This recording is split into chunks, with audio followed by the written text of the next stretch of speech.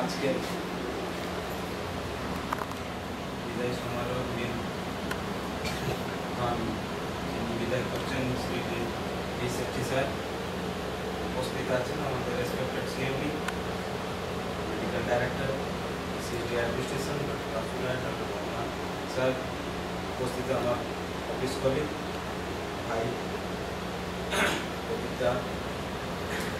আমরা খুব তাড়াতাড়ি কালকে মনে হচ্ছে কালকে এটা ডিসাইড হলো যে একটা ডিসাইড করলেন যে এটা দিতে হবে।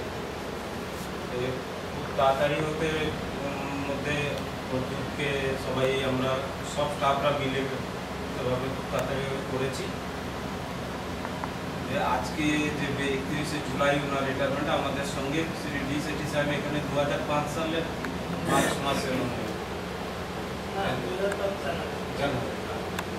এখানে এসে জয়েন করেছিলেন। তারপর থেকে উনি হাসপাতালের মোটামুটি আমাদের বুদ্ধি স্টাফদের মেনলি উনি দেখাশোনা করছেন। ভালো, কোনো ইয়ে নেই যে ওনার প্রতি কিছু এখন বলার মতন কিছু। যত কম সময়ে কম স্টাফের মধ্যে দিয়ে চালাতে হয়েছে, কিছু অসুবিধে ওনাকেও ফিল করতে হয়েছে, সঙ্গে সঙ্গে সাইমালটেনিয়াসলি আমিও থাকতাম, তাই আমিও অনুভব করতে পেরেছি। আমার সঙ্গেও কতবার কথা কাটাকাটি হয়েছে। সব মিলিয়েই বলবো যে একটা চাকরি ক্ষেত্রে তো এটা হয়ে থাকে।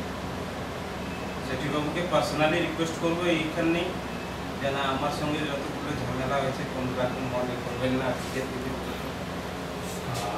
আমার তো হয়েই থাকে সব সঙ্গে, কোনো রকম মনে করবেন না।